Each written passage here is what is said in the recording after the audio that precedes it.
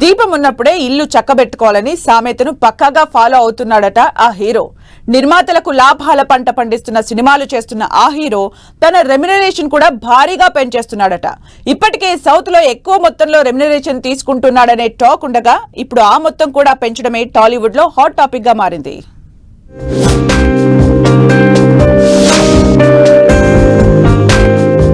టాలీవుడ్ లో అత్యధిక పారితోషికం తీసుకున్న record young rebel star Prabhas they.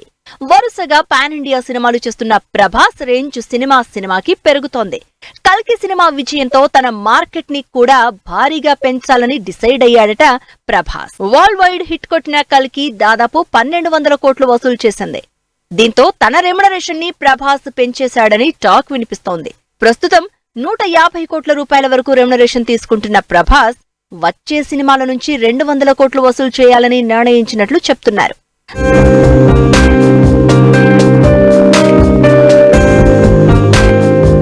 Remuneration పెంచిన ప్రభాస్ తో సినిమాలకు నిర్మాణ సంస్థలు పోటీ పడుతున్నాయని చెప్తున్నారు. బాహుబలి, కల్కి వంటి హిట్లతో నిర్మాణ సంస్థలకు కాసులు పండించిన ప్రభాస్ తో కొత్త ప్రాజెక్టులు చేసేందుకు చాలా కార్పొరేట్ సంస్థలు ముందుకొస్తున్నాయంటున్నారు. ఆర్థికంగా భారం అనుకున్న వారు కూడా 2-3 సంస్థలను పార్ట్నర్స్ గా చేర్చుకుంటున్నట్లు చెప్తున్నారు. ప్రస్తుతం ప్రభాస్ 3 సినిమాలకు కమిట్ అయ్యారు. సలార్, కల్కి సినిమాలు సెకండ్ పార్ట్లతో పాటు హను రాఘవపూడితో మరో సినిమా చేస్తున్నాడు. ఈ సినిమాలకు తన రెమ్యునరేషన్ గా 200 కోట్లు చెల్లించాలని ప్రభాస్ అడుగుతున్నట్లు టాక్ వినిపిస్తోంది.